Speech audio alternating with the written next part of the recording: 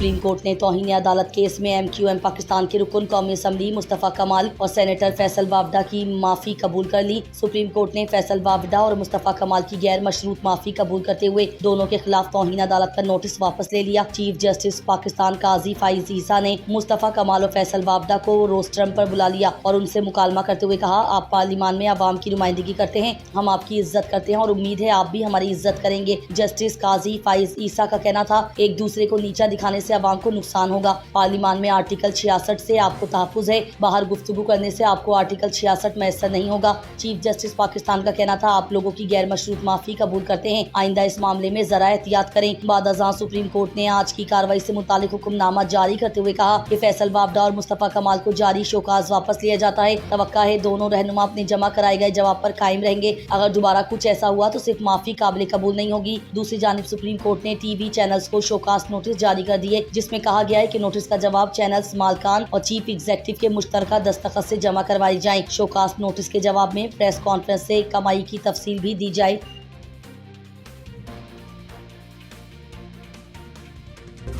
वजीर खजाना मोहम्मद औरंगजेब ने कहा कि सोलर पैनल पर कोई ड्यूटी नहीं है, हुकूमत ग्रीन एनर्जी का फरोग चाहती है। कौमी असम्बली में इजहार ख्याल करते हुए उनका कहना था कि हमें हकीकत पर बात करनी चाहिए कि करंट अकाउंट खसारा कैसा है, करेंसी स्टेबल है और ये ऐसे ही रहेगी। सरमायाकार वापस आ रहे हैं, पिछले महीने का गिजाई महंगाई 2% पर थी। उनका कहना था कि मईशत में इस्तेहकाम आया है, हम इसमें मजीद बेहतरी ला रहे हैं, ग्रोथ की तरफ जा रहे हैं। उनका कहना था कि मुल्क में टैक्स 2 GDP की तरह शरह 9.5% नहीं रह सकती, हम उसके मुतामिल नहीं हो सकते। जो रिलीफ की बात करते हैं उसको हमने 13.5% पर ले जाना है। इस सिलसिले में लीकेज, करप्शन और चोरी को रोकना है, FBR में इस्लाहात करनी है, उसकी डिजिटलाइजेशन करनी है। वजीर खजाना का कहना था, नॉन फाइलर्स की वाली अखरा है, मेरे ऊपर छोड़ा जाए तो ये अखरा मुल्क में फिल फॉर बंद हो जानी चाहिए। उसके लिए हमने एक बहुत अहम कदम उठाया है। आइंदा साल के लिए हमने नॉन फाइलर्स के लिए रेट्स को बहुत बढ़ा दिया है ताकि वो 3-4 बार सोचें कि उसमें इस मुल्क को टैक्स अदा करना चाहिए या नहीं। मोहम्मद औरंगजेब ने कहा कि हमने तरक्याती बजट ईवान में पेश कर दिया। कमजोर तबकात के लिए जो बात हुई उसमें कम से कम तनख्वाह, यूटिलिटी स्टोर्स की बात हुई है, हम इसको आगे लेकर जा रहे हैं। उन्होंने बताया कि इसी तरह से निजकारी की बात की जा रही है। ये 2 से 3 साल का मंसूबा है जिस पर अमल दरामद किया जाएगा।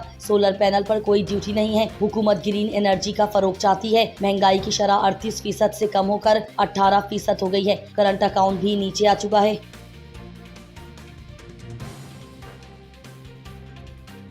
वज़ीर आला पंजाब मरियम नवाज ने कहा है कि अपोजिशन के पास कहने को कुछ नहीं, कारकर्दगी से मात देंगे। महंगाई में आज बहुत हद तक कमी हो चुकी है। अवाम अपोजिशन की नाअहली के बरसों बाद सुकून का सांस लिया। अस्पतालों में मुफ्त दवाई दोबारा मिलना शुरू हो गई। डिस्ट्रिक्ट एडमिनिस्ट्रेशन के दरमियान भी मुकाबले की फिजा शुरू कर दी। 400 अरब रुपए का तारीखी किसान पैकेज ला रहे हैं। एग्रीकल्चर रिफॉर्म्स एक छत में तमाम सहूलियात देंगे। किसानों को बिला सूद कर्जों के लिए 1.5 लाख रुपए मिलेंगे। 5वीं क्लास तक के बच्चों को मुफ्त दूध दिया जाएगा। शहबाज शरीफ दौर की लैपटॉप स्कीम को दोबारा शुरू करने जा रहे हैं। 10 अरब रुपए की लागत से उसका आगाज कर रहे हैं। गूगल इंटरनेशनल हर साल 3 लाख से ज्यादा बच्चों को डिजिटल स्किल्स की तरबियत देगा। पंजाब असम्बली का इजलास स्पीकर मलिक अहमद खान की ज़रिए सदारत हुआ, जिसमें अपोजिशन ने एजेंडे की कॉपियां फाड़ दी और शर्म करो हया करो के नारे लगाए गए। वजीर आला की तकरीर के दौरान अपोजिशन अरकान की जानिब से शदीद नारेबाजी की गई। वजीर तालीम राना सिकंदर हयात ने अपोजिशन के नारों के जवाब में ईवान में घड़ी लहरा दी। वजीर तालीम अपोजिशन को घड़ी दिखाकर घड़ी चोर का ताना देते रहे। मरियम नवाज ने सख्त रद्द अमल का इजहार करते हुए कहा कि उनको शर्म और इस वक्त करनी चाहिए थी जब ये अपने मुल्क पर हमला कर रहे थे। उनको शर्म उस वक्त करनी चाहिए थी जब ये तोशा खाना पर हाथ साफ कर रहे थे। पंजाब असम्बली में इजहार ख्याल करते हुए उनका कहना था कि हुकूमत पंजाब को 100 दिन मुकम्मल हो चुके हैं। इस दौरान अपोजिशन की जानिब से नारेबाजी की गई कि जुल्म के ज़ाब्ते हम नहीं मानते, जिस पर मरियम नवाज ने उन्हें मुखातिब करते हुए कहा कि बैठ जाएं, गला थक जाएगा।